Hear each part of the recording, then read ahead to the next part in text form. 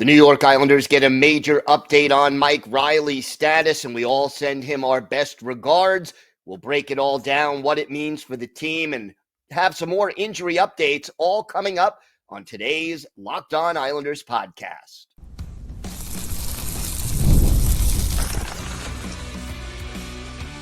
Your Locked On Islanders, your daily podcast on the New York Islanders. Part of the Locked On Podcast Network, your team every day.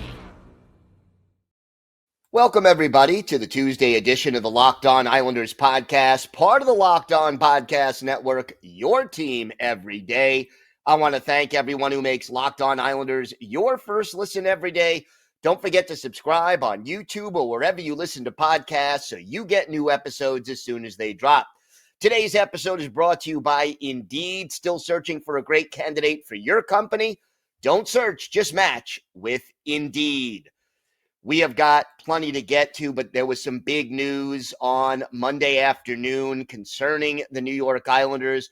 Lou Lamoriello, general manager, addressing the media, giving injury updates, but the biggest update, without question, was the one concerning defenseman Mike Reilly. And, you know, the Islanders are notoriously closed-lipped about all the injury updates. I mean, the NHL allows teams to simply say upper body, lower body, and, you know, they don't give a lot of specifics beyond that. But the Islanders, even among NHL teams, tend to be quiet and give as little detail as possible about injury situations. But Lou Lamoriello telling us a little bit more about all the injured players, and with Mike Reilly, obviously, this is one of those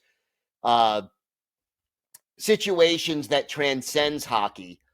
And we here at Locked On Islanders, and those of us in the Locked On Islanders family, are going to send our well wishes for a complete and speedy recovery for Mike Reilly. He is out indefinitely. And today, Tuesday, he will undergo a procedure to address a pre-existing but previously undiscovered heart condition. And, you know, here's the thing, and Lou Lamoriello did basically, well, I'll read the quote. It's probably a blessing in disguise of what transpired. They detected this, something that you're sometimes born with but never know. So, here's this pre-existing heart condition. He suffers the concussion November 1st in Buffalo. And, you know, this heart condition has nothing to do with the concussion. He's out of concussion protocol, by the way. He's been cleared with regard to that. But, you know, when you have a concussion, they run all kinds of tests because, you know, they need to see if your body is responding and so forth and so on. And so when they run echocardiograms, they picked up this condition. Now, Lamoriello basically said the Islanders will be without Reilly for, quote, the foreseeable future. And obviously, Reilly's long-term health is the most important thing. He is expected to be able to play hockey again. So this is not a career-threatening injury. And here's how Lou Lamoriello described it. His quality of life will be 100%, and he will be able to play once this procedure is done, but it takes quite a bit of time. It could be several months before he's back because of the type of procedure. Now, again, the Islanders not giving us any diagnosis other than this general heart condition pre-existing. To me, at this point, the details are not vital. I will respect the privacy of Mike Reilly, and as a member of the media and as an Islander fan, you know, obviously, again, most important thing is Mike Reilly's health, but from a hockey perspective, knowing the name of the condition is not going to change anything. And I'm just thankful that it does sound like something that is treatable, that he will be able to resume his career and, more importantly, live a normal life. And we all wish Mike Reilly all the best. And look, as soon as I have an update, I will send it out over Twitter, and we will, keep everybody posted to the best of our ability. But for Mike Reilly, obviously, thankfully they discovered the condition.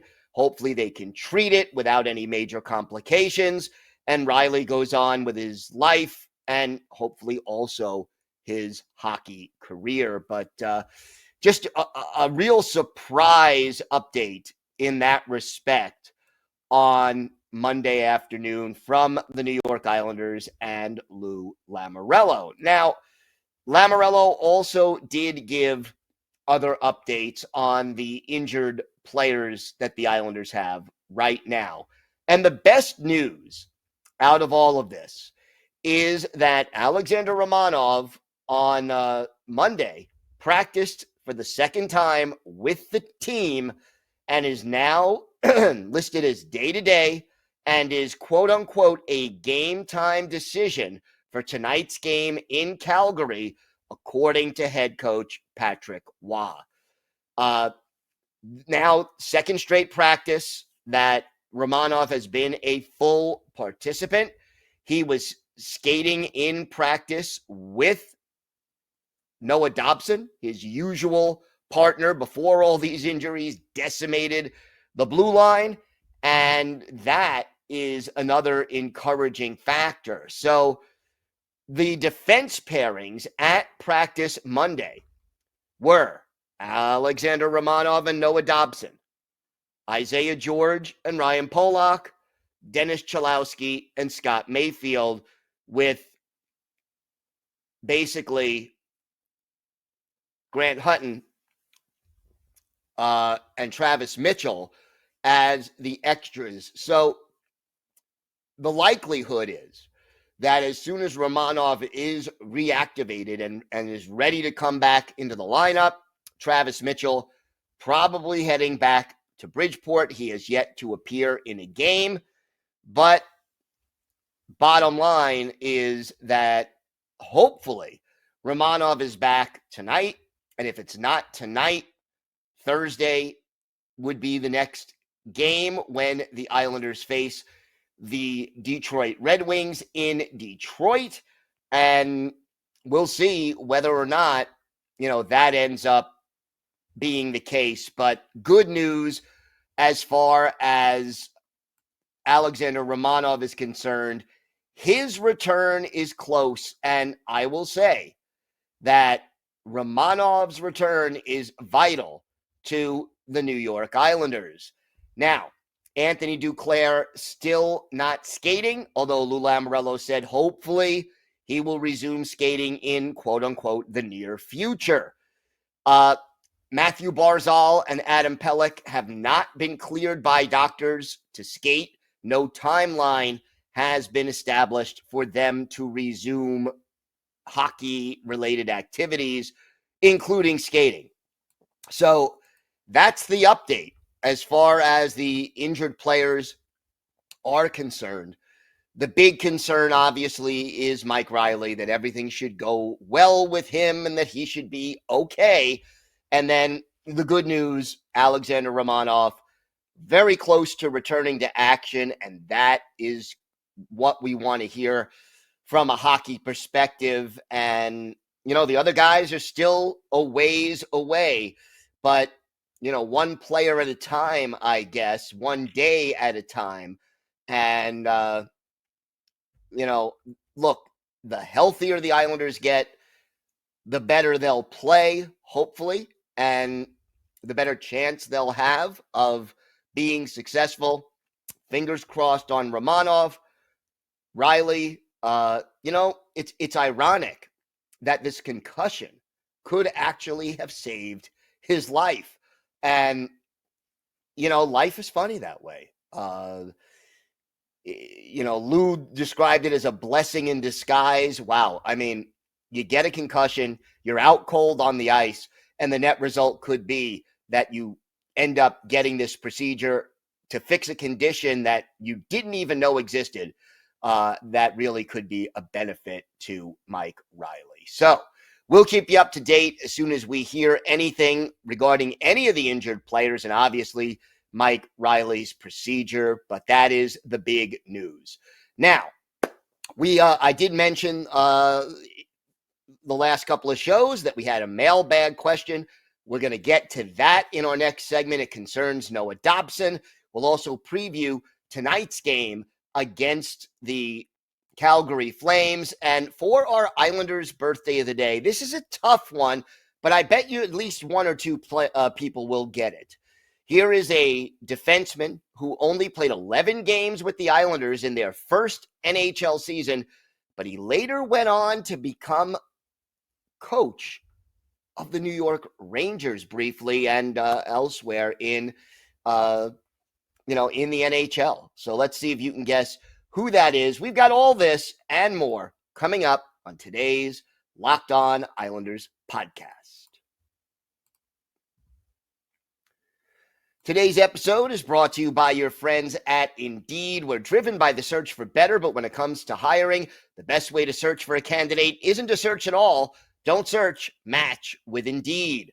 If you need to hire, you need Indeed. Indeed is your matching and hiring platform with over 350 million global monthly visitors, according to Indeed data, and a matching engine that helps you find quality candidates fast. Ditch the busy work. Use Indeed for scheduling, screening, and messaging so you can connect with candidates faster. Join more than 3.5 million businesses worldwide that use Indeed to hire great talent fast. And listeners of this show will get a $75 sponsored job credit to get your jobs more visibility at Indeed.com/lockedon. Just go to Indeed.com/lockedon right now and support our show by saying you heard about Indeed on the Locked On Islanders podcast. Indeed.com/lockedon. Terms and conditions apply. Need to hire? You need Indeed. So, our mailbag question, and this one comes from James, friend of the show, who has written a few times before. Hey, Gil, it's James. I can't help but notice you've been a little hard on Noah Dobson this year. I'm not saying I blame you because we have all been seeing what you see. My question is, what do you think we can attribute his slow start to this year? It is a night and day difference, basically. He says, I question whether the workload they give him has anything to do with it. And, the fact that they're always changing defensive pairings. Dobson does his best work when he's paired up with Alexander Romanov, in my opinion. Do you think when Romanov comes back and starts playing with Dobber consistently and maybe cutting down his minutes a little bit, that would make his play improve? Or is this strictly a confidence thing? Well, James, thank you for the question. And, I don't think it's one thing, okay? If you go back to, let's start with this. If you go back to last season, the last, let's say 10, 12 games, Dobson, his offensive production went down and his defensive zone play wasn't as good. Whether that was due to exhaustion, he hit a wall because of the number of minutes he played, possible. As far as playing with Alexander Romanov, yes, I think they're a good team. As far as pairings go, I think Romanov is A, physical, B, more responsible in his own zone and sound positionally on defense, and that covers up for some of the mistakes that Dobson tends to make in his own zone. As far as the minutes go, yes, I think getting his minutes down to 22 to 25 minutes a game as opposed to 25 to 30 will help a little bit for Noah Dobson as far as his the cutting down on the number of mistakes, raising the quality of his play. I think all of those points that you made, James, in your question, in your email, are legitimate and they are factors, but I don't think they're the only factor. And this is the part that I think is a little tough from my perspective. And it's a question the Islanders are going to have to really make a decision on and answer before they sign Noah Dobson to his next contract. And remember, Dauber is an RFA this coming off season. So he's arbitration eligible. If he can't reach an agreement with the Islanders, he can request arbitration and probably get a real substantial raise as a result. But here it is. Noah Dobson has, good wheels. He skates well. He, plays the offensive game pretty darn well. The one thing that I think, besides just, he's not a big,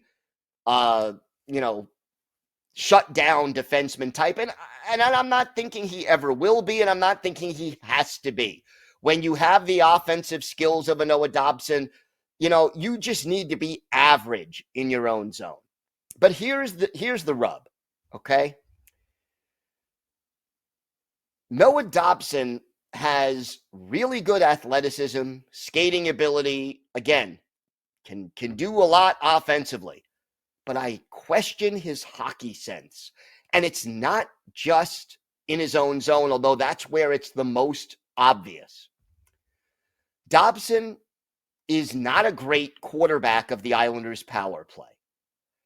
He doesn't see the ice and the big picture of where everyone is and anticipate well. And, he can pass the puck well, but his judgment, his ability to, his hockey IQ, for lack of a better way to put it, in the offensive zone, it's average. In the defensive zone, it's well below average. And that is the thing that I think hurts his game the most in his own zone. And it's what keeps him from being more than an average quarterback on the power play. I heard people on social media and people talking to me at different times earlier in the season, before Mike Reilly got hurt on November 1st, saying, Reilly is a better power play quarterback than Dobson. Maybe they should switch and put Reilly on the top power play. Few people said it. I'm not going to say this was the majority opinion, but the fact of the matter is that Dauber does not seem to see the ice as well as some other players. And his talent and his skill does overcome that often. But in his own zone, it's a major problem. And on the power play, the way he doesn't direct the power play as well as you would like somebody with his skill set to do, it's, again, holding him back from going to that really elite. If you want Noah Dobson to be another Cale Makar or another Paul Coffey, I don't think he's quite as dynamic offensively as Coffey, but again, that's like very high praise. Even if you want him to be the next Devon Taves, okay? He needs to improve the hockey sense. And the question is, can you learn that skill? If the answer is yes, if he can improve the hockey sense, both in his own zone and in the offensive zone, he still could develop into an elite defenseman and an all-star defenseman. If the hockey sense doesn't get better, this is what Noah Dobson is going to be. He's going to be below average to really frustrating in his own zone and good to really good at times in the offensive zone, but not always great on the power play as a quarterback of the power play because of that lack of vision, that lack of a high hockey IQ, for lack of a nicer way to put it. If he can learn that, I think, then you sign him to this big contract. If he can't learn that, giving him an 8-year deal at $9 million a year is a heck of a big outlay for a guy who will never get past a certain point in his game. And that's why right now, unless Dobson shows me improvement in that area, I would favor a bridge deal, whether it's 2 years, 3 years, whatever it is, at somewhere in the $5.5 million, $6 million range for Dauber next. If he does show noticeable improvement in this area, but in the second half of the year or the second 3 quarters of the year, then you can start to commit to that big long-term extension. But if he doesn't, I hesitate. And I think that long-term, short-term, yes, playing less minutes, getting back with Alexander Romanov, that will help his game. But to really take his game to that next level, the hockey IQ, the judgment, the decision-making has to go to the next level. James, thank you so much for the question. Again, if you have a question, email us at lockedonislanders@gmail.com, and we are happy to answer your question. And if you send your first name and where you're from, we're happy to mention you on the show when we discuss your question. All right, more to get to on today's show. We'll preview tonight's game in Calgary, 9 o'clock Eastern time start. Plus, we'll have our Islanders' birthday of the day. We've got all that and more coming up on today's Locked On Islanders podcast. Today's episode is brought to you by your friends at Prize Picks. You can now win up to 100 times your money on Prize Picks with as little as 4 correct picks. Prize Picks is the best place to get real money sports action. Join over 10 million users and sign up today. And Prize Picks puts their members first, so all withdrawals are fast, safe, and secure. When my picks hit, I can get my money in as quick as 15 minutes. Sign up today and get $50 instantly when you play $5. You don't even need to win to receive the $50 bonus. It is guaranteed. And Prize Picks offers weekly promotions that can lead to big payouts like Taco Tuesday. Each Tuesday, Prize Picks discounts select player projections up to 25% to provide even more value for your lineups. So, again, download the Prize Picks app today and use code LOCKEDONNHL. You'll get $50 instantly after you play your first $5 lineup. That's code LOCKEDONNHL to get $50 instantly after you play your first $5 lineup. Prize Picks, run your game. I want to thank everyone who makes Locked On Islanders your first listen today. For your second listen, find Locked On Fantasy Hockey. Becoming a fantasy hockey expert and get the edge on your league mates. You get daily tips from Steal and Flip. Find Locked On Fantasy Hockey on YouTube or wherever you listen to podcasts. Part of the Locked On Podcast Network, your team every day. So, Islanders, Flames tonight in Calgary. Not a frequent opponent, obviously, of the New York Islanders. They'll play the Flames once in Calgary and once on the island. Flames got off to a red-hot start. They are still 9-6-3 through 18 games this year. But, they have cooled off a bit since that really hot start. Still have won 2 of their last 3, beating Nashville 2-0 in their last game. And that was 4 days ago. So they are a well-rested team. The game against Nashville, you had the shutout by Dustin Wolf. So we'll see how this well-rested team responds. You look at the point projections. You have Dan Vladar and Dustin Wolf as the goalies. They have been splitting and alternating games. So that means Vladar is probably the starter. He's 3-4-2 this year, a .265 goals against average and a .906 save percentage. Wolf, 6-2-1 on the year, a .253 goals against and a .921 save percentage. Leading the team in goals right now with 6, Jonathan Huberdeau, obviously a familiar name. None of those goals, by the way, are on the power play. Rasmus Andersson has 11 points, 4 goals, 7 assists to lead the team. And, Goals against, they've been great. Defensively, they're 8th in the league.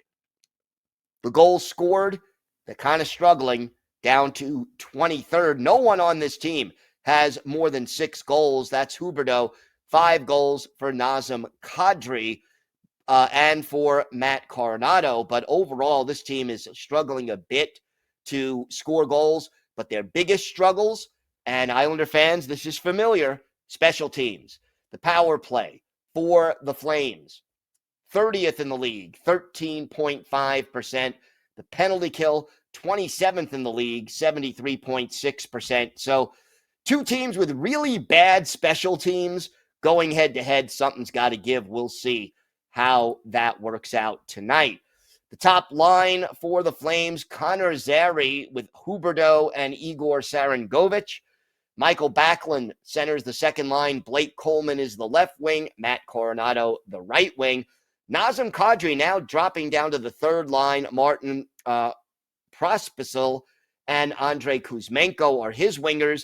And then from left to right on the fourth line, it's Ryan Lomborg, Justin Kirkland, and Kevin Rooney. On defense, Kevin Ball and Rasmus Andersson are the top pair. Mackenzie Weegar and Daniil Miramanov are the middle pair. And Jake Bean and Braden Pakal are the third pair. The goalies, as I mentioned, Wolf and Vladar Anthony Manta out with an injury right now. This Flames team, it is not going to be easy for the Islanders to get a lot of offense going. I look for a low-scoring game. And, again, the Islanders need one more win on this road trip to get the 5 points on this 5-game road trip. They have to keep it simple. They have to keep doing what they've been doing the last few games.